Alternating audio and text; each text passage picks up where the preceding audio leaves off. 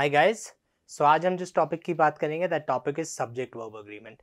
सो अगर आप लोग मेरे ग्रामर सीरीज को प्रॉपरली फॉलो कर रहे हैं तो we already done 3 very important playlist. We made them in a playlist that is nouns, pronouns and verbs. Now exams के लिए हमारा चौथा जो चैप्टर आता है that is subject verb agreement. तो अब जब मैं सब्जेक्ट वर्ब अग्रीमेंट की बात करता हूँ गाइस, सो यहाँ पर क्या होता है, यहाँ पर हमारे तीनों चैप्टर्स हो जाते हैं, nouns, pronouns and verbs. So technically subject verb agreement में हम कुछ एज सच नया नहीं करते, बट इन लोगों को मिला के किस तरीके के एग्जाम्स में क्वेश्चन आ सकते हैं, इन तरह के चैप्टर्स को मिला के उस बारे में हम बात करते हैं। एंड मेजॉरिटी मतलब 30 से 50% off your spotting errors are subject verb agreements, right. तो ये चैप्टर्स बहुत इंपॉर्टेंट है, nouns, pronouns, verbs and subject verb agreement. So subject में हमारे दो चैप्टर्स आ जाते हैं, that is nouns and pronouns. Third chapter होता है वर्ब और इनके बीच में कनेक्शन। तो नाउन्स और वर्ब्स या प्रोनाउंस और वर्ब्स के बीच में केवल एक कनेक्शन होता है, दैट इज सिंगुलर और प्लूरल। बहुत ज़्यादा आप डिटेल में बात करना चाहे तो सिंगुलर, अनकाउंटेबल और प्लूरल। तो सिंगुलर नाउन के साथ या सिंगुलर सब्जेक्ट के साथ वर्ब सिंगुलर होना चाहिए, प्लूरल सब्जेक्ट के साथ वर्ब प्लूरल होना चाहिए। एन एग्जामिनर यहीं पे इसको चेंज करेगा। एंड यहाँ पे ये चैप्टर इसलिए इंपॉर्टेंट है, अगर मेरा स्पोकन इंग्लिश अच्छा नहीं है या मैं रीडिंग ध्यान से नहीं करता हूँ, examiner can play with words.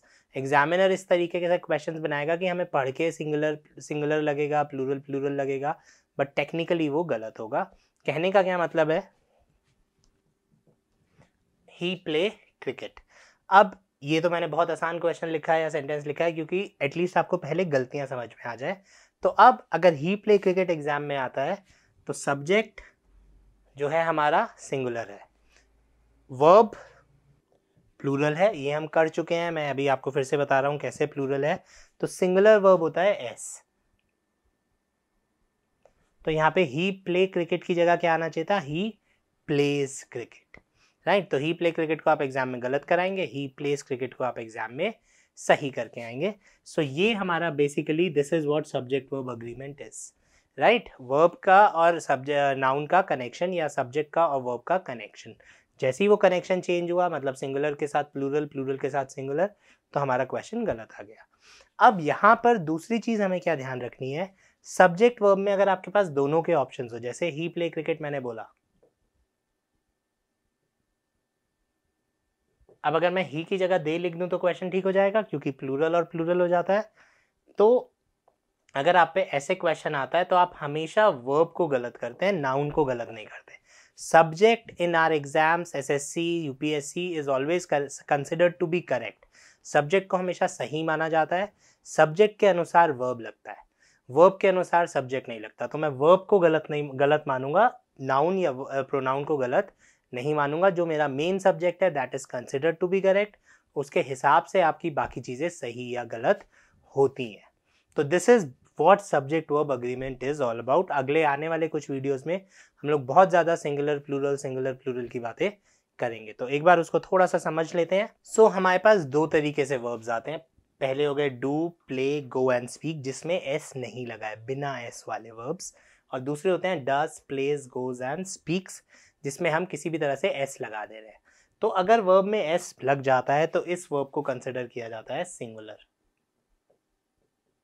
तो ये वर्ब जो है ये सिंगुलर सब्जेक्ट के साथ आएगा। एंड अगर एस नहीं लगा हुआ है तो ये वर्ब है प्लूरल, ये यहां पर जो हमारा सब्जेक्ट होगा प्लूरल होगा, राइट। सो अब अगर हमारे को एग्जामिनर एस वाली कोई भी चीज देता है या इसके अलावा कुछ हेल्पिंग वर्ब्स होते हैं जो सिंगुलर और प्लूरल में अलग अलग होते हैं, जैसे कि मैं इसके नीचे लिख देता हूं हैव और हैज, आर और इज,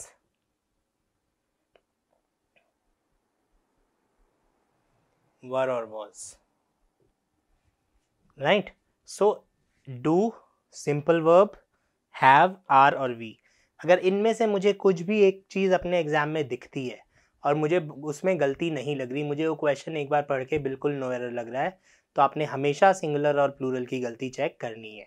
कहने का क्या मतलब है, अगर एग्जाम में क्वेश्चन आता है one of the boys were studying और मुझे एक बार में पढ़ के क्वेश्चन लगता है सही, मुझे क्वेश्चन बिल्कुल नो एरर लग रहा है, तो मेरे को यहाँ पे ध्यान आ जाना चाहिए कि अरे यार ये जो वर्ब या हेल्पिंग वर्ब है ये तो सिंगुलर प्लूरल वाला है, क्योंकि वर लगता है प्लूरल्स के साथ और वॉज लगता है सिंगुलर्स के साथ।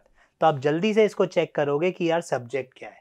अब यहाँ मेरे पास दो सब्जेक्ट्स हैं, तो मेरे पास दो सब्जेक्ट हैं, बॉयज और वन। बॉयज प्लूरल है, वन सिंगुलर है। अब मुझे क्या ध्यान रखना है कि बात बॉयज की हो रही है कि वन की हो रही है।